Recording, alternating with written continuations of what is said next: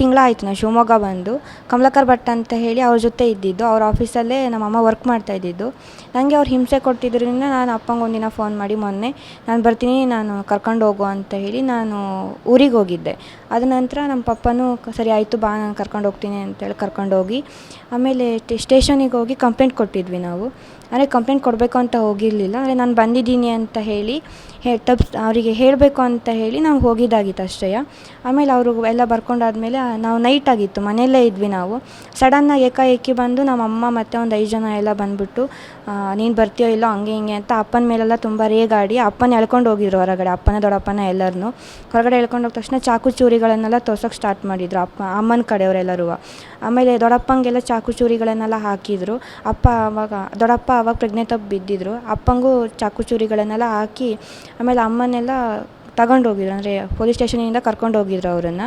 ಅಷ್ಟರೊಳಗೆ ನನ್ನ ಒಳಗಡೆ ಕೋಣೆಲಿ ಕೂಡಾಕಿ ಇಟ್ಟಿದ್ರು, ಅಂದರೆ ನನಗೇನಾದ್ರು ಮಾಡ್ತಾರೆ ಅಂತ ಹೇಳಿ ನನ್ನನ್ನು ಒಂದು ಕೋಣೆಲಿ ಇಟ್ಟಿದ್ರು. ನಿನ್ನನ್ನು ಸಾಯಿಸ್ತಾರೆ, ನಮ್ಮ ದೊಡ್ಡಮ್ಮ ನಿನ್ನನ್ನು ಸೇಫ್ ಮಾಡಬೇಕು, ನಿನ್ನನ್ನು ಸಾಯಿಸ್ತಾರೆ ನಿಮ್ಮ ಅಮ್ಮ ಅಂತ ಹೇಳಿ ನನ್ನನ್ನು ಒಂದು ಕೋಣೆಲಿ ಕೂಡಾಕಿಟ್ಟಿದ್ರು. ಆಮೇಲೆ ನನಗೆ ತೆಗ್ದಿರ್ಲಿಲ್ಲಾಗಿತ್ತು ಬಾಗಿಲು ಯಾರೂ, ಅಂದರೆ ನನ್ನನ್ನು ಯಾರು ಸಾಯಿಸ್ತಾರೆ ಬಂದು ಅಂತ ಹೇಳಿ, ಚಾಕು ಹಾಕ್ತಾರೆ ನನಗೂ ಅಂತ ಹೇಳಿ ಯಾರೂ ನನ್ನನ್ನು ಬಂದು ಮಾತಾಡ್ಸಿರಲಿಲ್ಲ. ಅಂದರೆ ಬಾಗಿಲೆಲ್ಲ ಹಾಕ್ಕೊಂಡು ಹೊರಗಡೆ ಎಲ್ಲರೂ ಇದ್ದರು. ಅಪ್ಪ ಅಮ್ಮನೆಲ್ಲ ಅಮ್ಮ ಸ್ಟೇಷನಿಗೆ ಕರ್ಕೊಂಡೋಗಿದ್ರು. ಅಪ್ಪನ ಮತ್ತು ನಮ್ಮ ದೊಡ್ಡಪ್ಪನ ಕುಮಾರ್ ಮಾವ ಅಂತ ಹೇಳಿದ್ದಾರೆ, ಅವರನ್ನೆಲ್ಲ ಆಸ್ಪತ್ರೆಗೆ ಸೇರಿಸಿದ್ರು.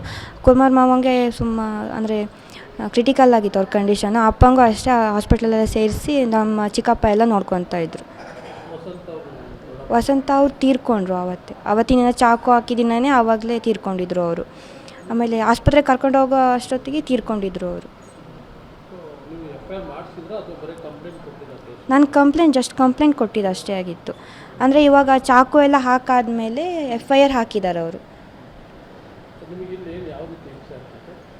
ಅಂದರೆ ಅವರು ತುಂಬ ಹಿಂಸೆ ಮಾಡ್ತಿದ್ರು. ಅಂದರೆ ಇವಾಗ ಕಮಲಾಕರ್ ಭಟ್ ಅವರು ಇರುವಾಗ ಒಂಥರ ನೋಡ್ತಾಯಿದ್ರು, ಇಲ್ದೆಗಿರುವಾಗ ಒಂಥರ ನೋಡ್ತಾಯಿದ್ರು. ಅಂದರೆ ಅಮ್ಮ ಇದ್ದವಾಗ ಒಂಥರ ನೋಡ್ತಾಯಿದ್ರು, ಇಲ್ದೆಗಿರುವಾಗ ಒಂಥರ ನೋಡ್ತಾಯಿದ್ರು ಅವರು.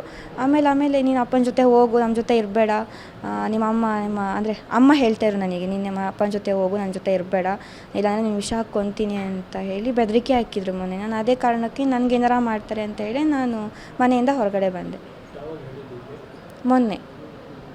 ಅದಕ್ಕೂ ಮುಂಚೆನೂ ಬೈತಾಯಿದ್ರು, ನೀನು ಹೋಗೋ ಹಂಗೆ. ನಾನು ಅದು ಸಹಿಸ್ಕೊಂಡು ನಮ್ಮ ಅಮ್ಮನೇ ಸರಿ ಅಂತೇಳಿ ನಮ್ಮ ಅಮ್ಮನ ಜೊತೆನೇ ಇದ್ದೆ, ಅಪ್ಪನೇ ನಾನು ದೂರ್ತಾ ಇದ್ದೆ.